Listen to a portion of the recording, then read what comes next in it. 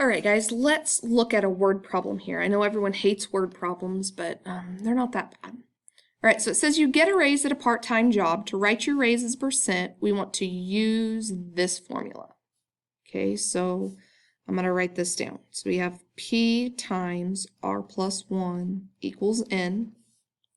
Okay, and P is your previous wage. R is the percent increase, and that is as a decimal. And then N is your new wage. Okay, so those are very important. You have to understand what each variable stands for. So it says solve the formula for R. Okay, well, let's just take this and solve for R. So we want to get everything to this side of the equation and keep R here. So let's divide by P first. So those would go away. So R plus 1 equals N over P minus 1 minus 1. We have R equals N over P minus 1. Okay, so we just solved for R.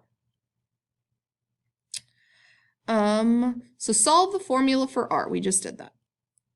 Okay, what is your raise written as a percent when your hourly rate or your hourly wage increases from $7.25 to $7.54? Okay, well, let's look at this. Our previous wage is $7.25. And our new wage is $7.54. And we want to find the R.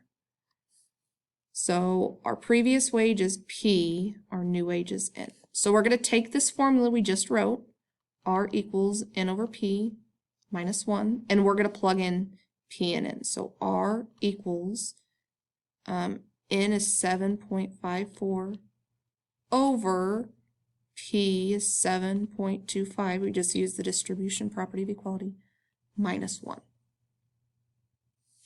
And then when you put that into your calculator, you should get R equals 0.04.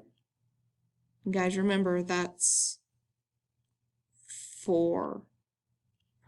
It says written as a percent. Okay, so a 4% raise. All right, let's do another example. I want you guys to try to do this on your own. Don't worry about the justify each step. We'll get lots and lots of practice with that.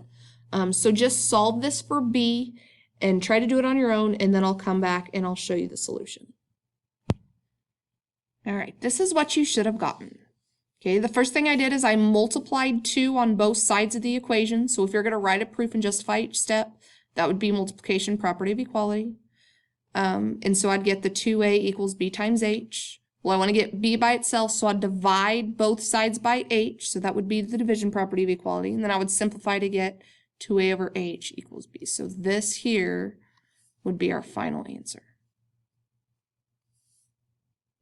All right, guys, I kind of skipped a slide because I've already gone over it, but I want you to look at that slide before, read through it and make sure you understand it. So to make sure we understand that slide, we're going to do these example problems. So on the first one, it says if the measure of angle 6 equals the measure of angle 7, then the measure of 7 equals measure of angle 6. So all we did is we flipped what's on each side of the equal sign. So if you remember, that is the symmetric property of equality. Okay, so part B says 34 degrees equals 34 degrees. So something is exactly equal to itself. For some reason, students get this mixed up. Don't make it harder than it should be. This is the reflexive property of equality. Okay, so C, it says the measure of angle 1 equals the measure of angle 2, and the measure of angle 2 equals the measure of angle 5. Therefore, the measure of angle 1 has to be equal to the measure of angle 5. That is a mouthful, guys. This is basically saying if A equals B and B equals C, then A equals C. So this would be the transitive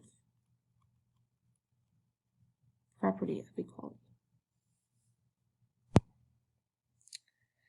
All right, guys, one more word problem and then we'll be done with this section.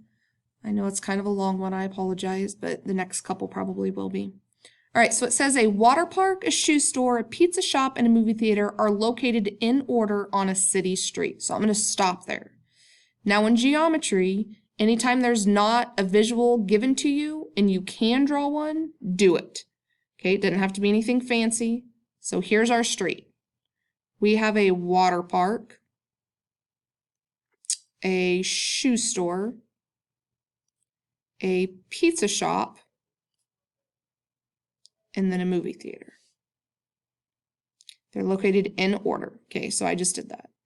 Now we know that the distance between the water park and the shoe store, so this distance here, is the same as the distance between the pizza shop and the movie theater. So these are the same length.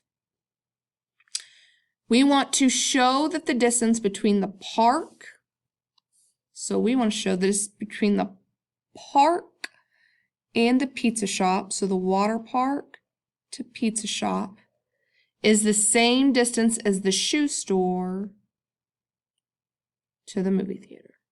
Okay, so this seems really, really complicated, but it's really not, okay? This is kind of a preview of what's to come. So what we know, guys,